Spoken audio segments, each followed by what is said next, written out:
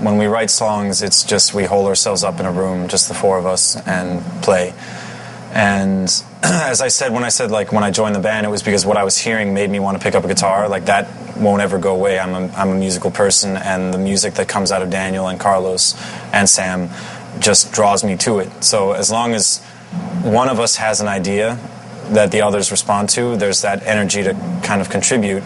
And then songs take on their own like set of rules, and like there's things that should or shouldn't happen, you know what I mean? Like, what sounds bad you don't do, what sounds good you do. And they kind of generate their own energy in their own life, so it's like they carry you along with them. So as far as like having success being somehow clouding your ability to work or anything like that, or influencing what you do, as long as you have what we have, which is that just kind of pure creative energy together, no, we don't think. If you tried to think about what do people want to hear or what kind of song should we write, then we'd probably get stumped. So we just don't do that. We just write whatever we think sounds cool. Well, it has a system, and it starts with Daniel on guitar. Like, it starts with a guitar progression that he brings in.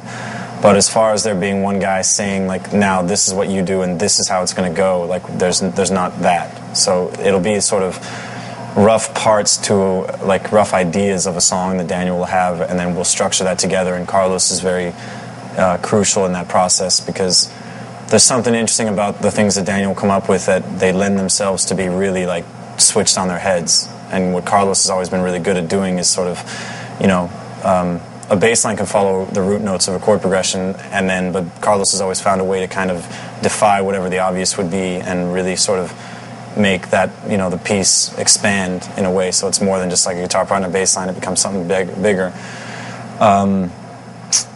So that's sort of what, then Carlos will do that. I'll be playing guitar parts and just doing vocals off the top of my head, and Sam will be working on a beat. And then once we all have like a big kind of mess of ideas floating around, then it becomes the Democratic Committee of Interpol, where we just really kind of duke it out. And rehearsals can be like 70% talking and 30% playing.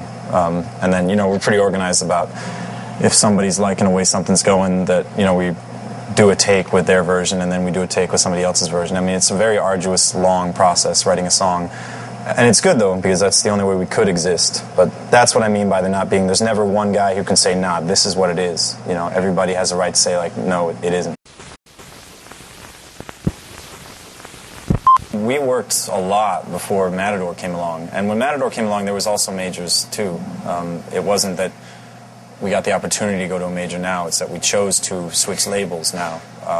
We chose to be indie on the first two, and Matador did an amazing job, really amazing job. And it was big, you know, it was a huge deal when they got interested in us, for us, because we're all big fans of that label. But when you're in a position like we were, where before we even signed to Matador, we had our identity, we had our songs, we had a local fan base. By the time the third record came along, you know, our identity's been set for a long time. We all know what we're doing, and we have a, you know, much more substantial fan base by the third record. So any record label that we might choose to work with, there's not going to be getting under anybody. Any label would be like, how can we facilitate you guys doing your thing and hopefully gain a broader audience? So, I mean, it's sort of like you work, if you're in a good position where you know what you want, and then, you know, you negotiate with a label and you get what you want and they get what they want. So then it becomes sort of like a team rather than... I think what you're talking about how when a label can sometimes, you get the impression that it influences the sound, is maybe a band whose identity is not quite formed, or a band who is in flux, or a band that wants to change gears or something, and then pressures do get to them and they let A&R dudes come into the studio and tell them about their songs and things like that, which is just not anything we would ever do. Nobody ever hears anything until it's done in our camp. I was watching that song. No worries, man.